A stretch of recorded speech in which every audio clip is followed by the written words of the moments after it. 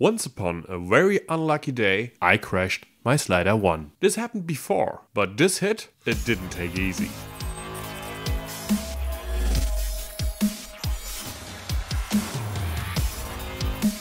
I used a little bit of tape to continue my shoot, but it really wasn't a long-term fix.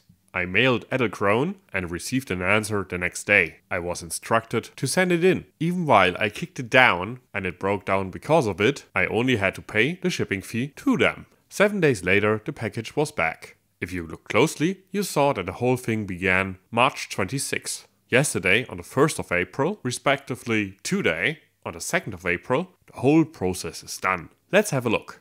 From where I stood, I didn't thought it was possible to get it going again. But they seem to have managed. Here is my slider. I for sure do recognize these marks. But let's get going. Once I put in my battery, the slider gets in position. That didn't happen right after the crash. I had to do it manually. The whole repair seems like a success already. Even though the battery nearly died, I was able to get a connection. The slider arrived with a new firmware installed. Check if your FPS are still installed. I have 60 FPS installed.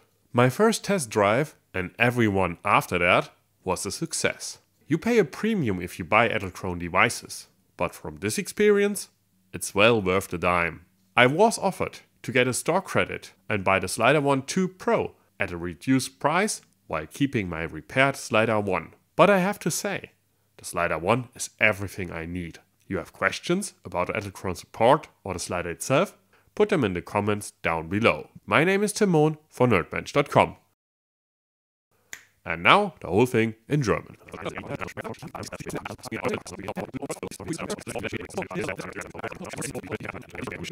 Es begab sich eines unachtsamen Tages und mein Edelkrone-Slider wurde durch Eigenverschulden zu Boden gehauen. Auch wenn er mir schon öfters mal umgekippt war, diesen Sturz steckte mein Slider nicht so einfach weg. Ein bisschen Tape konnte meinen Slider zwar wieder arbeiten lassen, aber so wirklich zufrieden war ich damit nicht.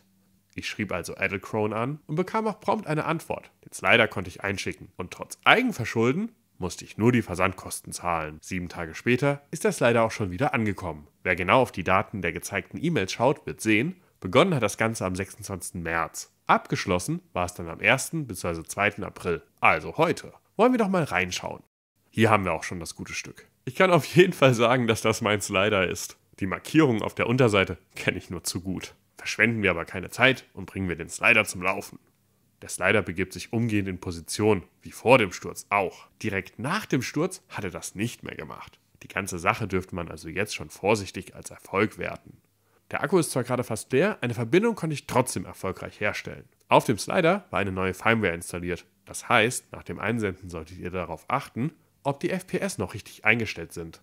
Die erste Testfahrt und alle anderen danach absolviert der SliderOne mit Bravour.